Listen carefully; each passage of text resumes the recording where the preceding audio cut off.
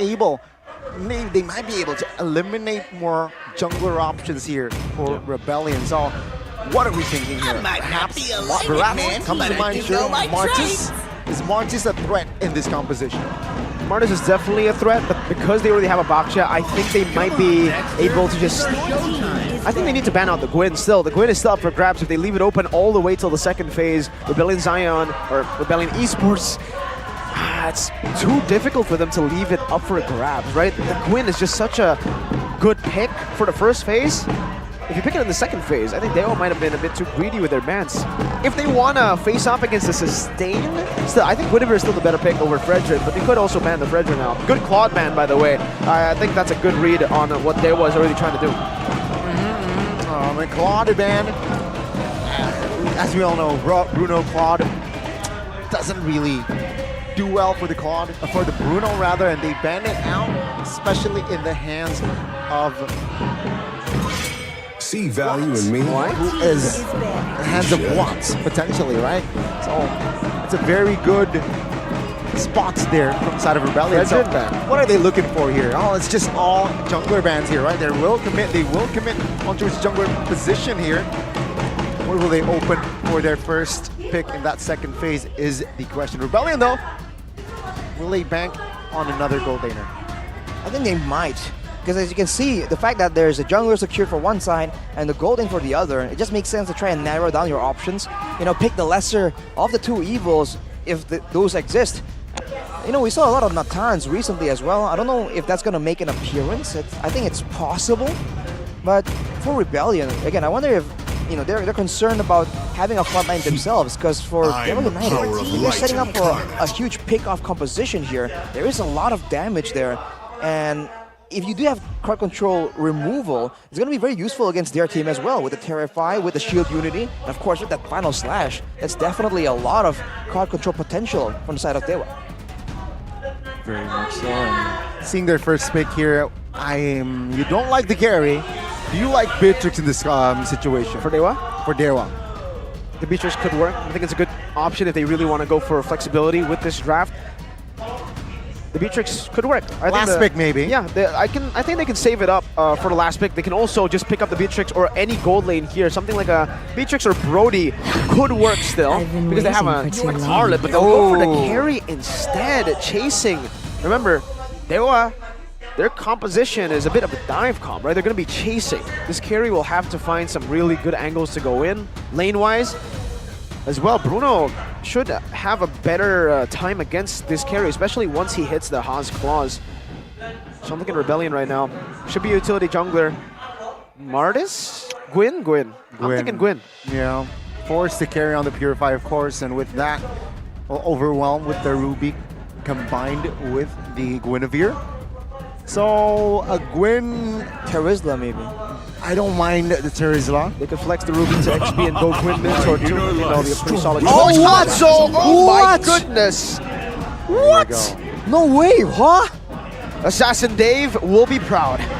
That is unreal. That is not what we were expecting at all, ladies and gentlemen.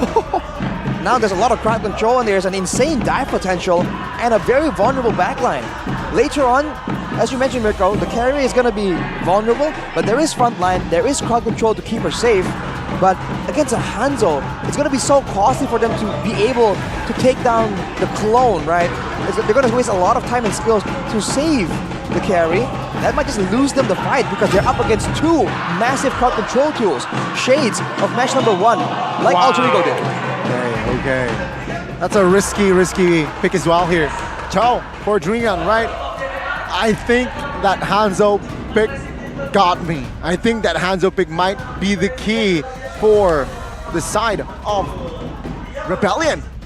Vexana and as well as Carry, very vulnerable on the backside, and of course Hanzo will just decimate these two backliners. I think this is literally a team fight versus pick-off composition. If Dewa can really get those one-man bursts with the carry, with the Vexana, right? Lock him down with the Eternal Guard, with the Terrify as well, then they can do something here. But in a big team fight, when they fight around objectives, I don't see how they can get a reliable way to fight through Rebellion. Let's see, ladies and gentlemen, Hanzo debuting in Season 13. Let's see how Vincent will play this out as, of course, we take a look at the skies. MPL Indonesia. Light of Dawn, here we go for the first game of Rebellion Esports taking on Dewa United. The Kage in the mid lane with the Cho. Shoni still got it. Lethal Ignition as well on the Cho. I don't know if this is a mistake by Drian or if it's a new meta. Lethal Ignition on the Cho. Arashi, what?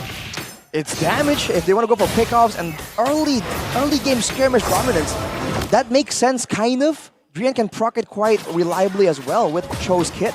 But again, it's very risky. It's very all-in. Although, again, if Rebellion, if they can't really protect their Hanzo, Vincent might be struggling. Yeah, I mean, this is why, right? You want to poke Hanzo, you want to be able to poke the Bruno. Take a look at Audi though, chunked here. Still able to escape without the flicker.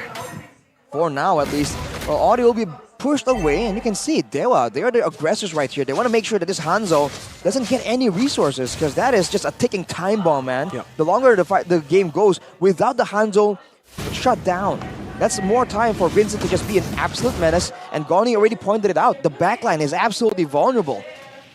Man, let's see here. It's still a less game here. 1 minute and 30 seconds in. Seems like both teams are just feeling each other, and looking at the emblems, apart from that Lethal Ignition, anything stand out? Watt is going for a full tankiness, sustained kind of emblem setup, even with the Brave Smite as well. I mean, he's just trying to sustain and survive in lane as long as possible. And Dixon, going with the common emblem, he's definitely trying to go for a bit more trades to be relevant throughout the game without having to be forced to go back to base. It's a very chill. You can see here, Hanzo top side here, opting to go and invade the jungles. Meanwhile, Gary taking their time here. Oh, good reset. That's a massive reset. Seems like Vincent isn't really concerned with the turtle anyways, though. He's actually pathing, taking alongside over. Drian zoning him out away. Vincent, though, still gonna go in. Drian looking for the back. Instead, it's gonna be Vincent who jumps in and finds the retribution cars. In the midst of it all, gonna be caught. Implosion by Audi TZ to save Vincent from Drian. Drian wasn't able to fully flank Vincent there. That's a win for RBL. That's a dub. That is a dub here. Vincent unexpected with the timing here, but of course, ladies and gentlemen, we have to wait. Just like on your screen, gain and pause, please wait patiently. So ladies and gentlemen, right, let's analyze here. The first 2 minutes, what happened, Arashi? What caught your eye? I think definitely Dewa knows their assignment here. They're trying to shut down the Hanzo, but Vincent was able to just maneuver around it. And again, the strong crowd control, the strong laners that Rebellion has allows them to really peel off and stop Drian from going aggressively on the Cho. I almost feel like the idea is to play it like a Hilda, right? Yeah. To just invade, be tanky, be sustainable, have some damage. But it's just a more mobile and a more flexible version. Unfortunately, it wasn't enough, and Vincent right there, showing again the extra bit of benefit from running the Hanzo. You can go and make risky plays into the neutral objective contest and be in relative safety because you can leave your real body further out. That is something that they will have to try and adapt to, right? Send someone in the back to attack the real body. That is usually the counter against a Hanzo. But again, so much crowd control, right? The Tigreal and the Ruby, can they do that? Because Drian went for the punish, but he was punished himself under the turret. Let's be hypothetical, right? If Drian got Vincent under the turret and Vincent did not time the retribution well, is it worth it? I think it's impossible for Drian to solo kill the Hanzo anyways, right? Sure, he could but cancel it it. canceled. Let's say Turtle secured for the side of Dewa. Drian died though. I think it would still been like, it wouldn't have been optimal still. I mean, it will be better. Let's see and continue the match of Rebellion Esports and Dewa United. All right, still a slow game for both teams. I think Dewa is just a bit more... it's just more urgent for Dewa to try and make something happen. They have the Vexana pick as well, and they haven't been able to use it to great effect. No big moment has been made yet, and now Vincent Pinnacle Ninja, Vincent now jumping in. Devastator. Kaze is going to be taken out though. He's going to be able to pop into Eternal Guard. Guard just barely, but he's still going to fall. Swalo picks up the kill with the stolen Eternal Guard. Oh no, I am you. Holy moly, I did not expect that one. We expect the vulnerable backlines that will be targeted by Vincent, but that play particularly, I did not see that one coming. Item-wise though, you can see here Dreadnought armor for the Baksha, and it's just all standard. Thunderbelt though, first item for that carry. Bit more trading potential, bit more crowd control, but Vincent was able to do that without items. Yeah, he hasn't finished a single item completely yet, and he's able to do that, man. As a mage player, one of the worst things to be going up against is a Hanzo, because you have to actually take out the clone. You can't stun it to cancel, you know, you have to really take it out, and especially in the early game, you don't have that kind of damage. Implosion, one man is on Dixon. Able to flicker out right now as Eternal Guard knocks Vincent up. Pinnacle Ninja used up already. Dreon in position to look for a flank here. Maybe possibly a pick off on the Swalo or Auditizi. With no implosion at hand, final slash.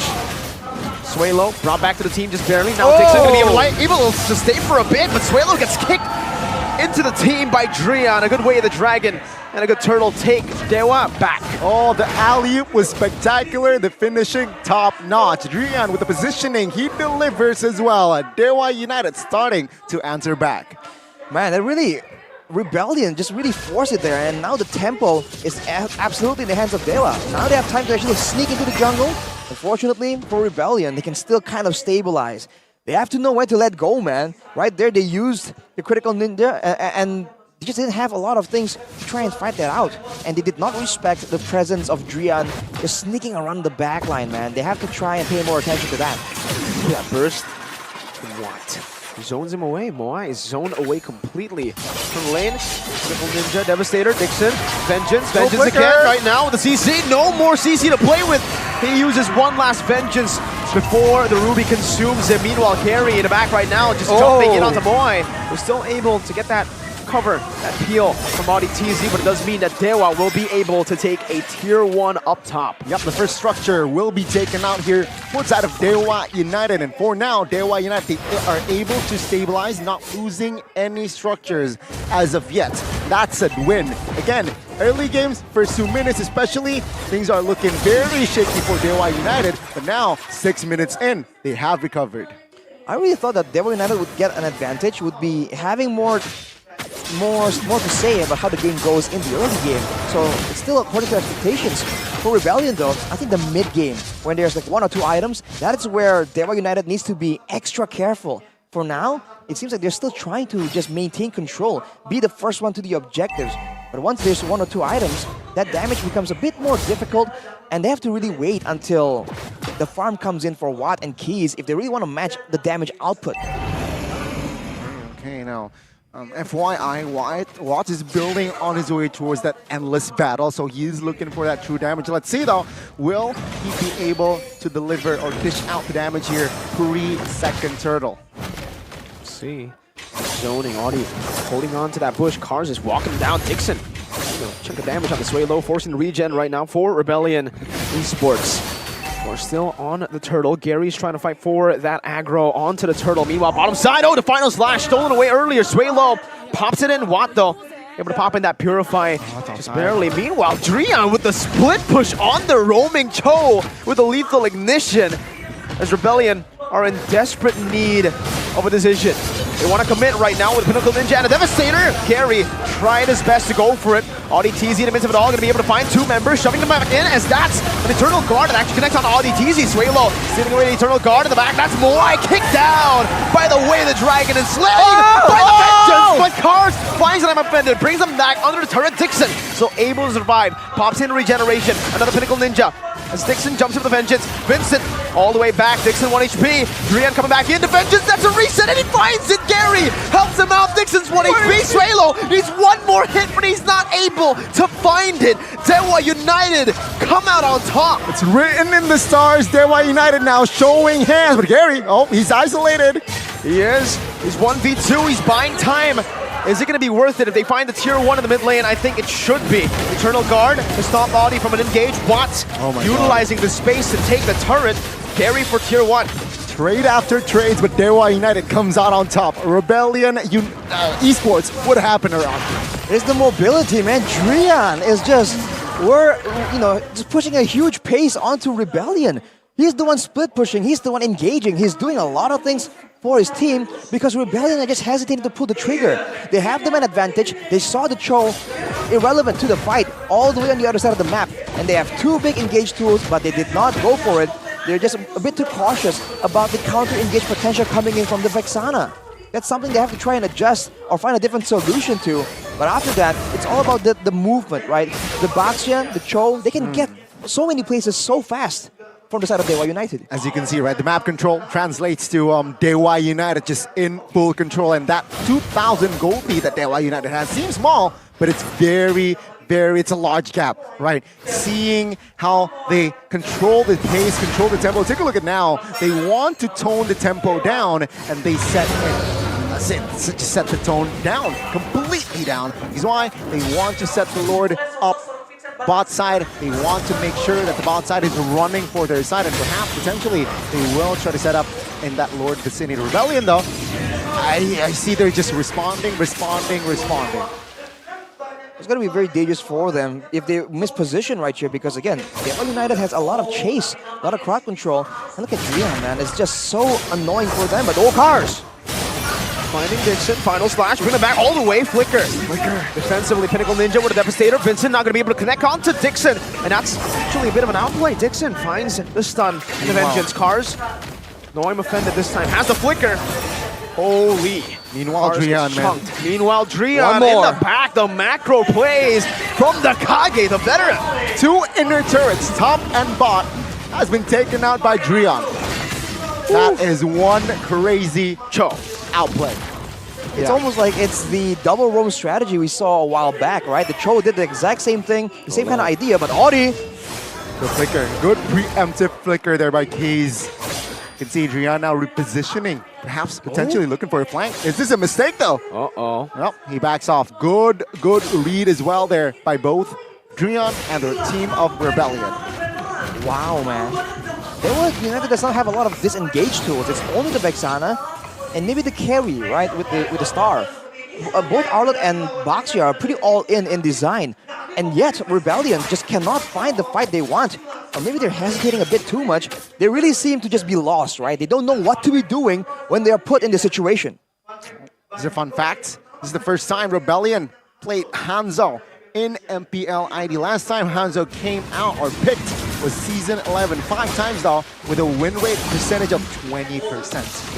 Duskar was one of the players who actually utilized the Hanzo, if you remember, in MPL Indonesia Season 11, back when he was still in Bigatron Alpha. Now you can see here the Lord dance. Right? Whoa. I'm offended. Oh, it connects onto Watt. Tanky build though. Audi teasing with Implosion. Finds the back. It's all Watt dashing out of the lane. Vincent now following him through, but it's going to be Audi teasing who finds the Lord. No retribution needed, but he will lose his life. Gary marching forward. Final slash. Gary brought back to the team. Now going to be able to not survive there. Actually, it's Moai who's able to kite him back right now. Still dealing free hits. Drian will fall as well as the last bomb connects to secure him a double kill. Dewa on the run, 2 for 2, but Rebellion got the Lord. Oh, they need to recover here, Rebellion, and they will take their momentum. Will this swing of momentum be huge for Rebellion? Massively, man. They were struggling in map control, in mobility, and now with empowered waves, with the Lord, they're gonna equalize on turrets, and Dewa do not have the manpower to deal with it. They don't have the wave clear either. Oh, they have Watts though. Watts is still alive, right? And this is the first Lord technically, so yeah. Rebellion, they will be happy that they will just take the inner turret in that mid. Of course, some jungles, including the purple buffs. Take a look at the AI prediction here. 65% favoring Dewa United. For now, but they just lost, what is that, 4 turrets in one fell swoop. That was a costly fight, and that was chaotic. And the more chaotic it is, the more crowd control benefits you. And Rebellion, they kind of really benefited off that fight, man. It's a reset here, minute 13 with that L that Dewa United took earlier on. Oh my god, Queen's Wings carry. So it's a full tank build for carry with brute force, with Thunderbolt. Just endless battle here for that attack, for that jump. do damage. This is the build that Aldo was talking of backstage, that tank build for carry.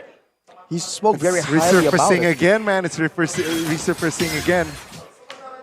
I think it was nerfed a bit. You know, they made the percentage HP damage scale with attack damage, but it's just so effective right now that, I mean, Aldo was talking very highly about it, but you know, you have to wait and see, right? That's one man's opinion.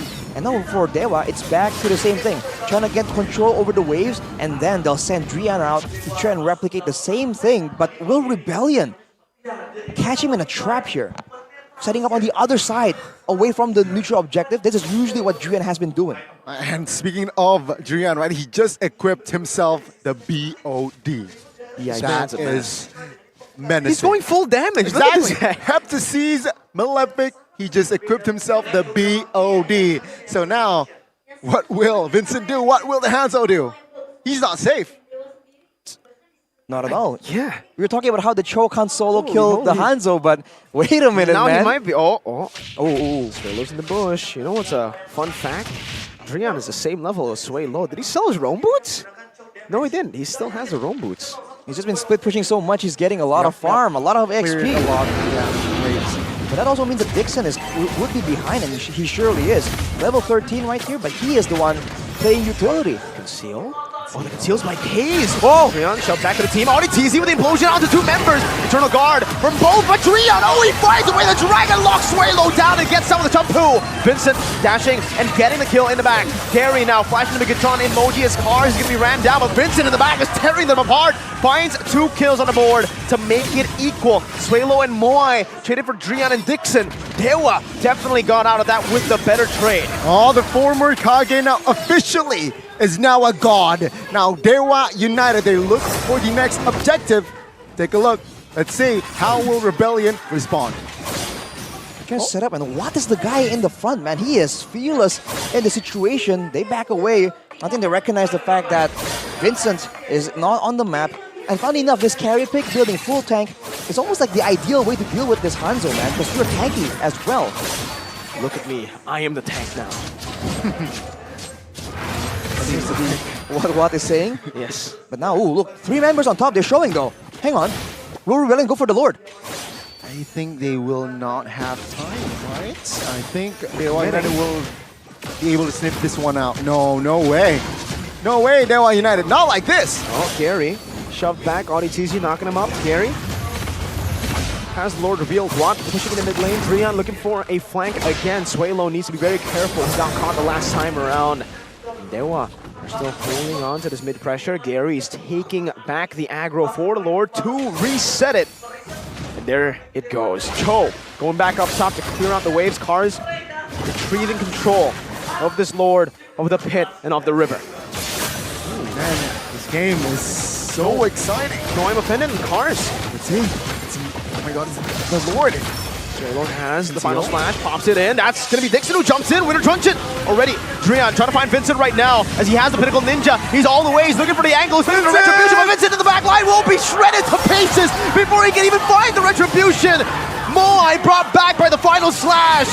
The final slash of death as that's the triple that Watt has just claimed. 12 to 8, 17 minutes in with the Lord marching down bottom lane. They're looking for the end right now as Drian walks back, and the flicker as well to knock them up. The damage Cho has done enough. Cars knocked back to the base, stay there as Dewa will look for the end, the last shot of the base to claim game number 1.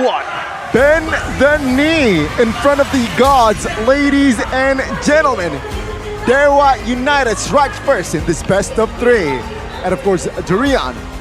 Man, that was